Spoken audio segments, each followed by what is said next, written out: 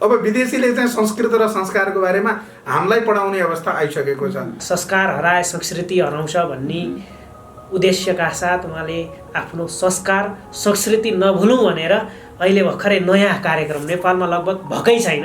अहिले हामी के गर्छौँ, हिन्दू राष्ट्र बनाउनु पर्छ भन्छौँ, बुरुक बुरुक उफ्रेका छौँ। तर हिन्दू राष्ट्र भइसकेपछि त्यसलाई संरक्षण गर्ने कसले? पहिले जसरी संस्कृत पढाइ हुन्थ्यो स्कुलमा हैन, त्यो चिजहरूलाई फेरि एकपल्ट सरकारले अहिलेका नयाँ सांसदहरूले यो आवाजहरू उठाइदिनु पर्यो संसदमा। र हर सरकारले जबसम्म संस्कृत भाषाप्रति लगानी गर्दैन तबसम्म हामीहरूले परिश्रम गरिन्जरी यो संस्कृत भाषाको उत्थान गर्न सकौँला। एकपल्ट सरकारले पनि हाम्रा कुराहरूलाई सुनिदियोस् अब चाहिँ भन्ने कुरो उहाँले जुन कुराहरू गर्नुभयो सरकारले सुन्नु पर्यो। र अब यो कार्यक्रमका लागि हामीलाई सबैले धेरैभन्दा धेरै सहयोग गरिदिनुहुन्छ भन्ने। ल दुवैजना गुरुजीहरू मुसुक्क हाँसिरहनु भएको छ। यतातिर चिर परिचित अनुहार भाइरल अनुहार जे भने पनि भयो खगेन्द्र पोखरेल गुरुजी। उहाँका अधिकांश भविष्यवाणीहरू मिलिरहेका छन्, कडा शैलीमा प्रस्तुत हुनुहुन्छ, भन्नुहुन्छ म महादेवको भक्त अलि कडा नै हुन्छु भनेर। र यतातिर हाम्रो लागि चाहिँ हाम्रो स्क्रिनको लागि बिल्कुलै नयाँ अनुहार, उहाँ चाहिँ श्री दुर्गा संस्कृत वेद वेदाङ्ग विद्यापीठम। यो चाहिँ कहाँ रहेको छ भने तिलोतमा 14 दुर्गानगर भन्छ है, रूपन्देही भन्छ होइन। नारायण प्रसाद भट्टराई हामीसँग बिल्कुलै पहिलोपटक हुनुहुन्छ, आचार्य हुनुहुन्छ होइन तपाईँ, त्यहाँको प्रधान अध्यापक पनि हुनुहुन्छ यो श्री दुर्गा संस्कृत वेदाङ्गको चाहिँ। यो हाम्रो संस्कृतको अलि नाम चाहिँ अलिक अप्ठ्यारो हुने है गुरुजी, नपढेर होला है? हजुर हजुर। अब यो हामीहरू संस्कृत भनेको नै संस्कृति सभ्यताको एउटा जागरण गर्ने उजागर गर्ने एउटा मूल स्रोतको रूपमा हो। संस्कृत नै आज विश्वमा जति पनि भाषाहरू बोलिरहेका छन् तिनी सबै भाषाहरूको जननी भाषा मदर ल्याङ्ग्वेज भनेर पनि संस्कृत भाषालाई हामीहरूले जान्न सकिन्छ। अहिले संस्कृतप्रति धेरै खोज अनुसन्धानहरू भइरहेको छ। नासाले पनि पुष्टि चाहिँ यसलाई गरिसकेको छ, किनकि नासाले जति पनि विमानहरू अन्तरिक्षमा पठायो अन्य भाषाहरूभन्दा संस्कृत भाषामा नै तिनी विमानहरूले काम गरेको कारणले गर्दा नै संस्कृत भाषालाई नै यसले प्रायोरिटीको रूपमा प्राथमिक रूपमा लिएर नासाले काम गरिरहेको छ भने जर्मन युनिभर्सिटीमा संस्कृत भाषाको अध्ययन अध्यापन नै हुन्छ, गीता आदि पढाइन्छ नै। र अहिले हामी नेपाल र भारतका व्यक्तिहरूले संस्कृतलाई अलिकता अपेक्षा गरिरहेको अवस्थामा पाश्चात्य जगतका विद्वानहरूले संस्कृतलाई धेरै नै महत्त्वका साथ अगाडि बढेर लिइरहेका छन्। अहिले पनि हजुरले चाहिँ बनारस दक्षिण भारतको गलीगलीमा विदेशीहरू संस्कृत अध्ययन गरिरहेको हजुरले देख्न सक्नुहुन्छ। र हजुरलाई चाहिँ अहिले सबैभन्दा आश्चर्यजनक के लाग्छ भने हामीहरूले पढ्ने जति पनि पढ्छौँ हामीहरूले पितृहरूको उद्धारको रूपमा श्रीमद् भागवत भनेर पढिरहेका हुन्छौँ पढाइरहेका हुन्छौँ भने त्यसका अनुवादकको रूपमा भाषा अनुवादकको रूपमा अहिले चाहिँ विदेशीहरू बसेर चाहिँ अनुवाद गरिरहेको पनि हजुरले अवस्था देख्नुहुन्छ। कस्तो दुःखलाग्दो कुरा, कति दुःखलाग्दो कुरा। अब विदेशीले चाहिँ संस्कृत र संस्कारको बारेमा हामीलाई पढाउने अवस्था आइसकेको छ। त्यो अवस्थामा चाहिँ श्री दुर्गा संस्कृत वेद वेदान्त विद्यापीठले हाम्रो नेपालको लागि हाम्रो समाजको लागि एउटा महत्त्वपूर्ण कार्य गरिरहेको म जानकारी हजुरमाझ राख्न चाहन्छु। एकदमै राम्रो कुरा। गुरुजी तपाईँलाई कस्तो लाग्यो उहाँको कुरा? यो त एकदम राम्रो काम गरिरहनु भएको छ। खास तपाईँहरूको सम्बन्ध चाहिँ के हो? सुरुमा जाउँ न। हाम्रो सम्बन्ध हजुर हाम्रो सम्बन्ध लगभग 10 वर्ष पुरानो छ। 10 वर्ष पुरानो छ। 10 वर्ष पुरानो सम्बन्ध हो। हाम्रो सम्बन्ध वृन्दावनको राम मन्दिरदेखिको राम मन्दिर अटलाचुङ्गी राम मन्दिर साथी हुनुहुन्छ। अध्ययन वृन्दावनमा भागवत चाहिँ एउटै झोलामा भागवत पुस्तक हालेर हामी जान्थ्यौँ पढ्नलाई। अहिले अब दाजै उहाँ हाम्रो प्राचार्य होइन, यस्तो दिव्य गुरुकुल चलाएर बस्नु भएको छ होइन। त्यहाँनिर चाहिँ अब उहाँले लगभग 100 विद्यार्थीहरूलाई संस्कृत शिक्षा होइन सिकाइराख्नु भएको छ। अनि सभ्यता होइन संस्कार हराए संस्कृति हराउँछ भन्ने उद्देश्यका साथ उहाँले आफ्नो संस्कार संस्कृति नभुलौँ भनेर अहिले भर्खरै नयाँ कार्यक्रम नेपालमा लगभग भएकै छैन। गुरुकुल खडा गरे, गुरुकुलमा खालि आर्थिक आम्दानी गरे होइन, केही पढाइ सढाइ छैन, मर्सीको भरमा उभिएको छन् गुरुकुलहरू। म त ठाड मान्छे हेर्नु, मलाई त बाह्रमा म सिधा प्रसारण हुने मान्छे हो होइन। यो अहिलेसम्म नेपालको जुनसुकै गुरुकुल हेर्नुहुन्छ तपाईँहरू हेर्नुहोस्, श्री दुर्गा संस्कृत वेद वेदाङ्ग विद्यापीठ जुन हाम्रो दाजुले चलाउँदै हुनुहुन्छ, उहाँहरूको हुनुहुन्छ धेरैजना हैन। उहाँ आचार्य भएर जुन गुरुकुलको प्रधानाचार्य भएर चलाइराख्नु भएको छ। यो गुरुकुलमा यस्ता कार्यक्रम लगभग वर्षमा 1-2 वटा हुन्छन् र आजसम्म मैले नेपालमा धेरै गुरुकुल घुमेको छु, धेरै गुरुकुल देखेको छु, तर यो शास्त्रीय स्पर्धा अहिलेसम्म मैले कहीँ पनि देखाएको थिएन। यो एकदम नयाँ नौलो कार्यको सुरुवात अब हुँदैछ हैन, उहाँको तर्फबाट नेपालमा उदय भएको छ पहिलो पटक। यसको लागि त हामीले हातमा हात राखेर चाहिँ उहाँलाई चाहिँ सहयोग गर्नुपर्छ नि त। त्यही भएर हिजो बुटवलमा हुनुहुन्थ्यो, ल आउनु अब हामीले पनि यज्ञ गर्दैछौँ, तपाईँहरूले पनि यो यज्ञ महान यज्ञ गर्दै हुनुहुन्छ, केही न केही गर्ने हो अब भनेर शिवभक्त दुईटै आखिरीमा के छ र आनन्द लिने हो हैन। अनि गर्न आँटेको यो एकदम दिव्य कार्यक्रमलाई कसरी अगाडि बढाउन सकिन्छ, यसको लागि विशेष अब निर्धक्कसँग हामीले भन्नुपर्दा हामीसँग आर्थिक छैन, सिधै भन्नुपर्छ। यहाँ अब फेरि साधुका भेषमा आएका छन्, फेरि लुट्न आए भन्ला मान्छेले के पनि भनिदिनु पर्यो नि त हैन। तर यो शास्त्रीय स्पर्धा भनेको अहिले यहाँ हामी देशलाई हिन्दू राष्ट्र यो कुरो उहाँले भनेन्छ, म टुङ्गाइदिइहाल्छु। अहिले हामी के गर्छौँ, हिन्दू राष्ट्र बनाउनु पर्छ भन्छौँ, बुरुक उफ्रेका छौँ। तर हिन्दू राष्ट्र भइसकेपछि त्यसलाई संरक्षण गर्ने कसले? पहिले पनि त थियो, बिरुवा रोपेर पानी हालिएन भने त्यो बिरुवा मर्छ। अब हामीले चाहिँ हिन्दू राष्ट्र मात्र होइन, संस्कार सभ्यता र पहिचानको जगेर्ना गर्नका निमित्त हामी के गर्दैछौँ, गुरुकुलीय शिक्षाबाट चाहिँ नेपाललाई चिनाउन खोजिँदैछ। आधुनिक शिक्षा, ज्ञानसँग विज्ञान लुकेका शिक्षाहरू उहाँहरूले विद्यार्थीहरू बनाइराख्नु भएको छ क्या। अनि आफै फैलिँदै जाइहाल्छ नि विश्वभरि हिन्दूको पहिचान, हिन्दूको संस्कार फैलिँदै जान्छ। र यो विषयमा मजाले उहाँले नि बुझाइदिनुहुन्छ। बुझाइदिनुहोस् न। अवश्य पनि हामीहरूले नेपालमा पहिलो पटक आजसम्म गुरुकुलीय शिक्षामा इतिहासमा नै, गुरुकुलको इतिहासमा नै पहिलो पटक श्री दुर्गा संस्कृत वेद वेदांग विद्यापीठले 2076 सालदेखि यो कार्यक्रमको सुरुवात गरेको थियो र यसलाई अझै विस्तृत तरिकाले लिएर जानको लागि आज म हजुरहरूमाझ यहाँ आइपुगेको छु। हामीहरूले यसको नाम दिएका छौँ गुरुकुल स्तरीय शास्त्रीय स्पर्धा भनेर। यो चाहिँ हामीहरूको गुरु महाराज जसले यो श्री दुर्गा संस्कृत वेद वेदांत विद्यापीठको स्थापना गर्नुभएको थियो, ब्रह्मलीन स्वामी श्री 1008 परमानन्द सरस्वती महाराजज्यूले जब यो देह त्याग गर्नुभयो, जब उहाँ ब्रह्मलीन भयो, यो पञ्चभौतिक शरीरलाई छोडेर गइसकेपछि जुन तिथिमा जानुभएको थियो त्यही तिथिलाई नै माध्यम मानेर उहाँको पुण्य स्मृतिमा गुरुकुल स्तरीय शास्त्रीय स्पर्धाको आयोजना श्री दुर्गा संस्कृत वेद वेदांग विद्यापीठले गरिरहेको छ। र यो गुरुकुल स्तरीय शास्त्रीय स्पर्धाको आयोजना किन गरिने र यसका लक्ष्यहरू के छन् भन्ने जिज्ञासा हजुरहरूमाझ होला।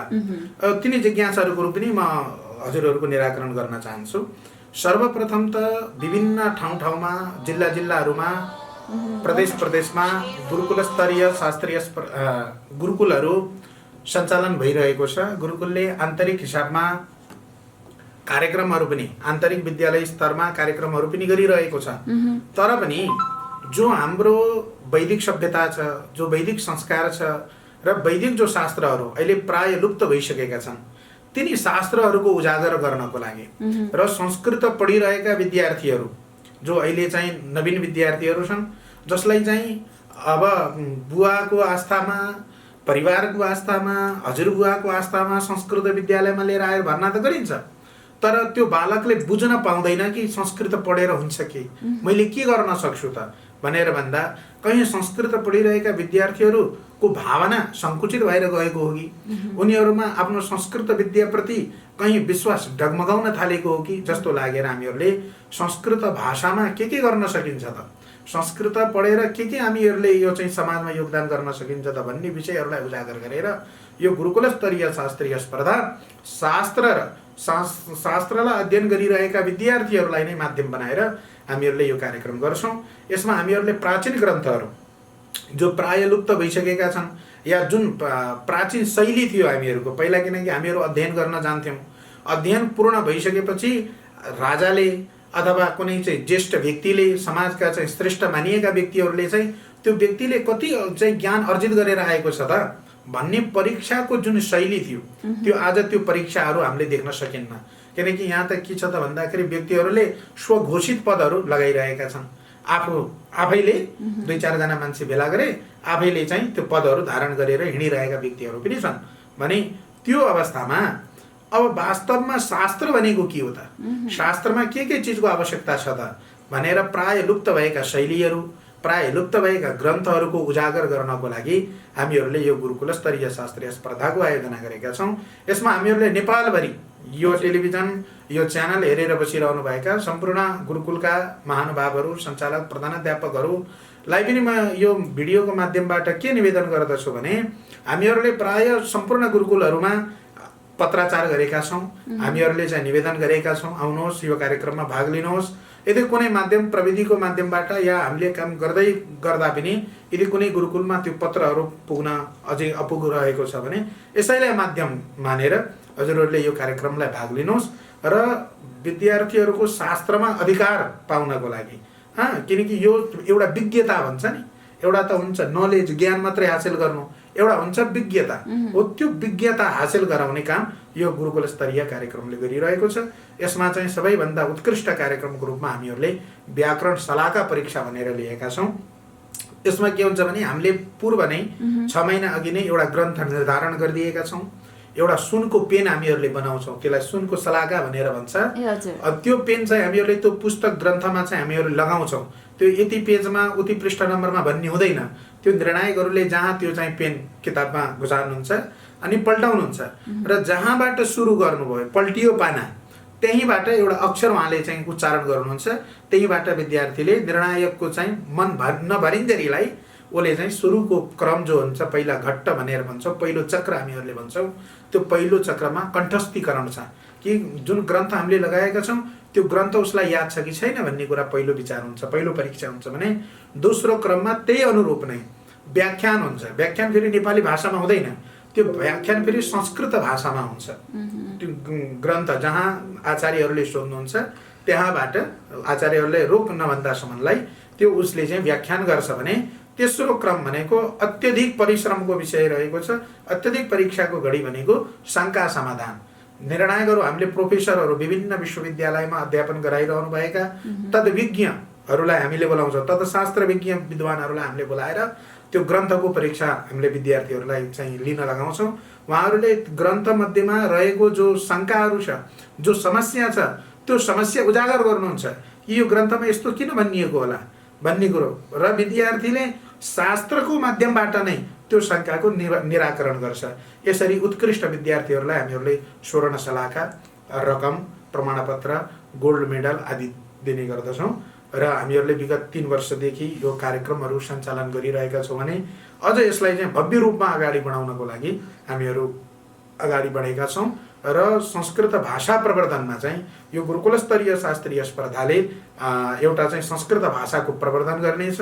संस्कृत पढिरहेका विद्यार्थीहरूमा रुचि बढाउनेछ र साथै गुरुकुलहरूको पहिचान गुरुकुलहरूको परिचय चाहिँ नेपालभरि नराखेर मात्रै विश्वभरि नै गुरुकुलहरूको एउटा पहिचान बनाउनेछ। यो एउटा संस्थाको नाम त आउँछ तर पनि यो कार्यक्रमको उद्देश्य भनेको सम्पूर्ण गुरुकुलीय पद्धतिलाई चिनाउने गुरुकुल र हाम्रो सभ्यतालाई चिनाउने यो कार्यक्रम रहेको छ। भनेपछि त्यो सुनको पेन चाहिँ जित्ने अवसर हो सुनको पेन जो प्रथम विद्यार्थी हुन्छ त्यो सलाहका परीक्षाको प्रथम विद्यार्थीलाई चाहिँ हामीहरू सुनको पेन प्रदान गर्छौँ। त्यो कति तोला आना के हुन्छ यो झट्टै त अब त्यो बनाउनेमा भर पर्छ। त्यो कति चाहिँ अब त्यो हुन्छ विद्वानहरूले त्यसको परिमाण पनि हुन्छ कति लामो त्यसको मोटाई चौडाई त्यो सबैको निर्धारण छ। त्यो अनुरूप नै अब त्यो प्राविधिक हिसाबमा नै त्यो बन्छ तर पनि सम्पूर्ण खर्च चाहिँ यो प्रतिस्पर्धामा भाग लिने विद्यार्थीले अहिले पनि हामीले अन्दाजी लगाउन सक्छौँ कि 50-60 हजार रकम सुनको पेन आदि गरेर उसले चाहिँ लिएर जान सक्ने सम्भावना हुन्छ। त्यस्तो छ हैन। यो प्रतियोगिता हुँदैछ माघको 28 गतेदेखि फागुनको 1 गतेसम्म र यसमा नेपालै भरि रहेका गुरुकुलहरूमा रहेका विद्यार्थीहरूले भाग लिन सक्छन्। यो सुनको पेन जित्न सक्नुहुन्छ हैन। लगभग कति गुरुकुल छन् नेपालभरि? नेपालभरि गुरुकुलहरू 2 किसिमका छन् नेपालमा। एक नेपाल सरकारबाट मान्यता लिएर चलाइरहेका छन् भने एउटाले चाहिँ नेपाल सरकारसँग आबद्ध नभइकन गुरुकुल पद्धतिबाट सञ्चालन भइरहेका छन्। यसरी समग्रमा हेर्ने हो भने कमसेकम 500 गुरुकुलहरू नेपालभरि रहेका छन्। 500 गुरुकुल छन् है। हजुर। गुरुजी कस्तो लाग्यो त उहाँको कुरा?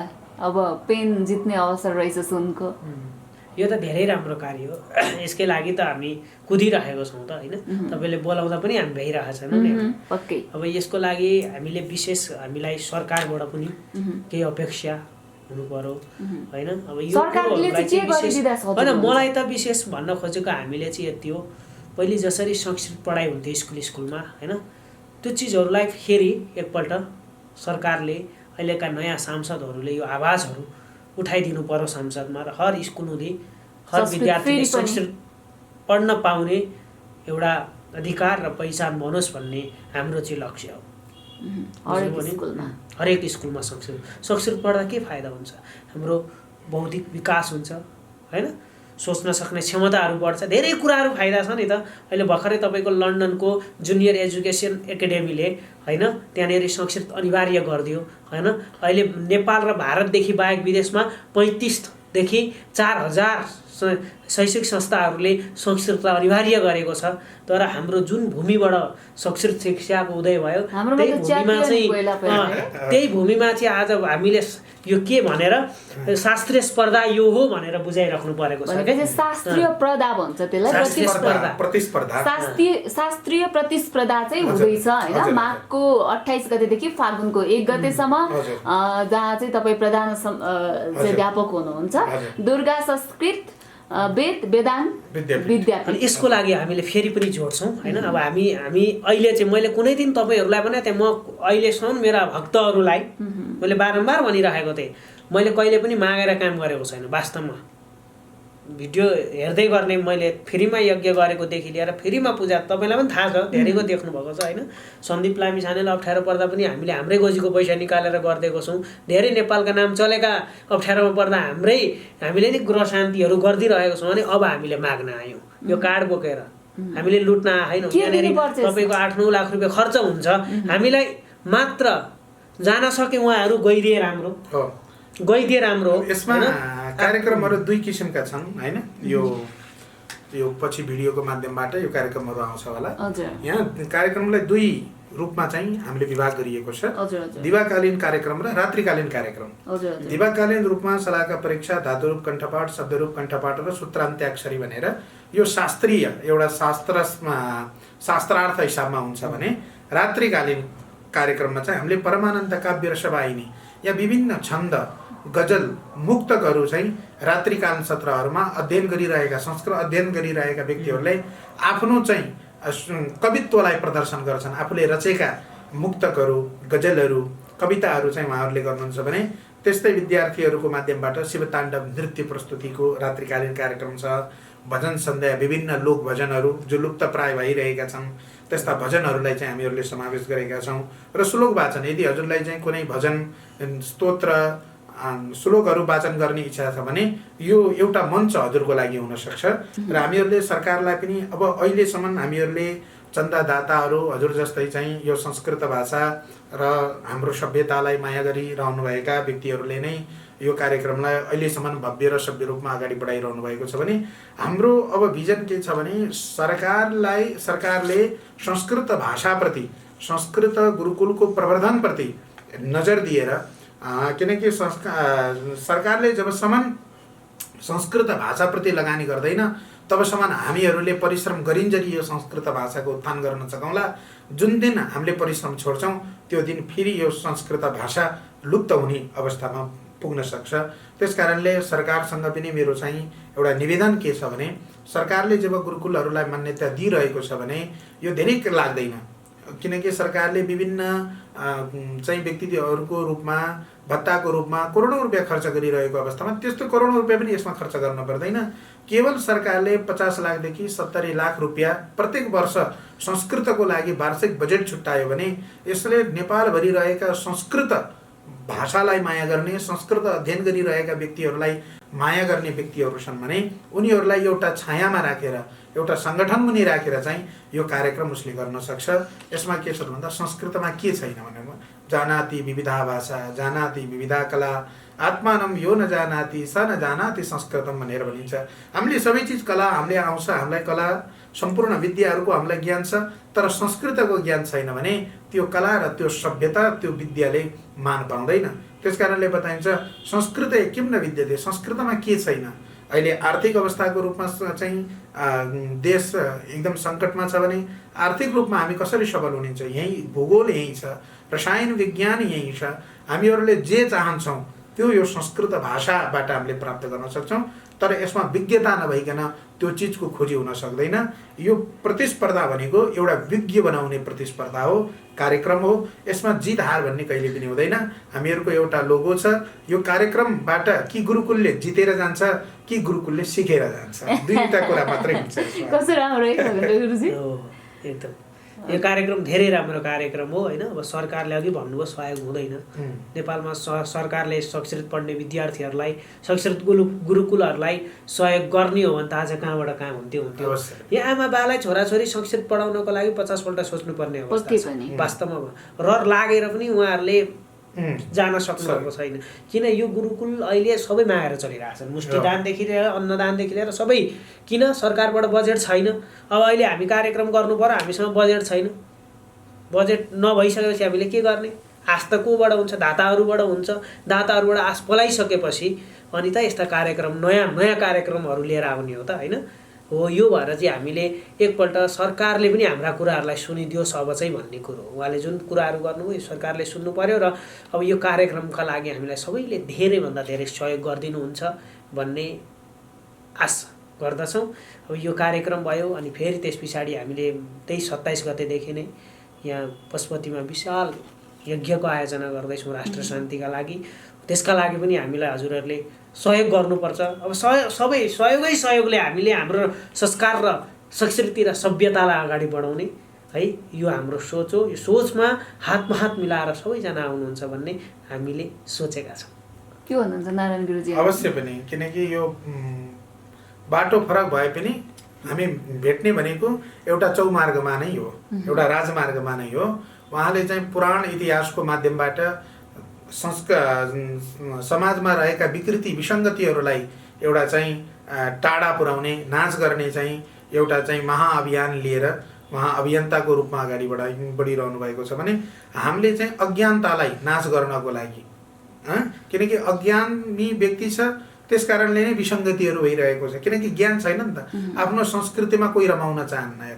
वैशाख 1 गते हाम्रो चाहिँ नयाँ वर्ष हो, तर व्यक्तिहरूले जनवरी 1लाई नै नयाँ वर्ष भनेर कसरी? त्यो भनेको आफ्नो सभ्यता आफ्नो संस्कृतिप्रति मोह नहुनु र आफ्नो संस्कृतिप्रति चाहिँ एउटा गर्व नगर्नु, एउटा त्यसलाई चाहिँ महान नमान्ने कारणले नै हाम्रो संसारमा विकृति आएको छ भने यो विकृतिलाई नाश गर्न सक्ने एक मात्र सूत्र, एक मात्र माला रहेको छ, त्यो हो संस्कृत।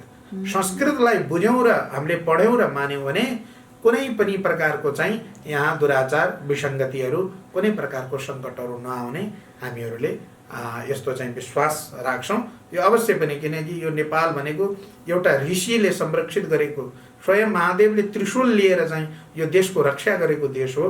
हामीहरूले पनि भन्छौँ कल कल छल छल गर्दै जहाँ नदी नाला बग्छन् त्यो परम पावन देश हाम्रो जहाँ शङ्कर स्वयं विराज्छन् भनेर हामीले भन्ने गरेका छौँ। यो शङ्करको देश हो। त्यस कारणले यो शङ्करको देशमा अब हामीहरूले आफूलाई बुझ्न जरुरी छ। आफूलाई बुझ्नको लागि संस्कृत भाषालाई बुझ्न जरुरी छ र संस्कृत भाषा, किनकि भोलि बिहान कसैले संस्कृत जान्नको लागि त कुनै युनिभर्सिटी चाहियो नि त, कुनै गुरुकुल चाहियो, कुनै गुरुको चाहियो। जब कुनै गुरु भएन भने हामीले कसरी संस्कृतलाई जान्न सक्छौँ त? अथवा संस्कृत पढिरहेका बालकहरूलाई पनि अब एउटा चाहिँ समाजमा स्थान दिन जरुरी छ। त्यो स्थान दिने पहल चाहिँ यो कार्यक्रमको माध्यमबाट सम्पूर्ण गुरुकुलहरूलाई भइरहेको छ। दुवैजना गुरुजीहरूलाई धेरै धेरै धन्यवाद। धन्यवाद।